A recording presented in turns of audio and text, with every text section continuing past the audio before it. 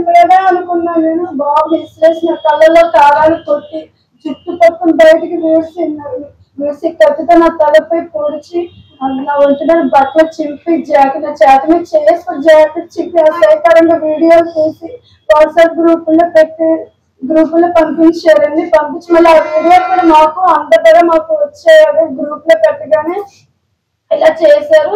ఇలా చేయగా మేము హాస్పిటల్కి హాస్పిటల్కి వెళ్ళాం. మేము వెళ్ళకదాన్ని కూడా చూడలేదు. నిజంగా కొట్టరాని చోట్ల కొట్టి తాకరాని చోట్ల కూడా నాన్న బీభత్సం చేసి మమ్మల్ని కొట్టి నిజంగా గ్రూపుల్లో వాట్సాప్ లో పెట్టారు. ఈ స్టోరీతో పడిపోగా మా అక్కని పిలిస్తే నేను కాపాడని కాదు, నేను పారిపోతున్నప్పుడు నన్ను వదలలేదండి. నేను నా బాబు ఏమైపోతారు, నాకు నా పిల్లలు ఏమైపోతారని ఆలోచనలోనే ఉన్నాను నేను.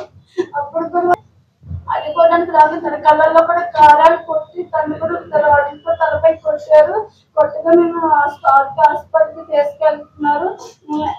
హాస్పిటల్కి వెళ్ళగానే మేము ముందు పోలీస్ స్టేషన్కి వెళ్ళామండి. అక్కడ ఎఫ్ఐఆర్ రాస్తాకి వెళ్ళాము. వెళ్ళగానే అక్కడ లేడీ కానిస్టేబుల్ గారు ఉన్నారు. అందుకమ్మ బ్లీడింగ్ చాలా అయిపోతుంది, మేము హాస్పిటల్కి వచ్చి మేము రాసుకుంటాము, మీరు ముందే ట్రీట్మెంట్ చేయించుకోండి అని చెప్పారు. మేము అక్కడికి సరే మేము హాస్పిటల్కి వెళ్తే కానిస్టేబుల్ గారు వచ్చారండి.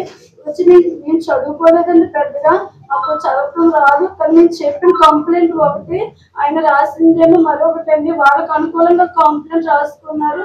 మేము హాస్పిటల్కి వెళ్ళి బయటకు రాకన్నా ముందే వాళ్ళకి స్టేషన్ బెయిల్ ఇచ్చేసి అది వెళ్ళిపోయారంటే మాకు ఇది జరిగింది, అన్యాయం జరిగింది. మేము స్టేషన్కి వెళ్ళి అడగా ఏసీపీ తీర్నాథ్ గారు, సిఐ పార్థసారథి గారు, సిఏ ఎస్ఐ రవికుమార్ గారు కూడా నిజంగా చాలా మంది అందరూ ఊళ్ళో వదిలేసారు.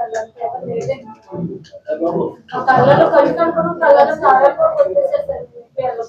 అన్నదమ్ములు కానీ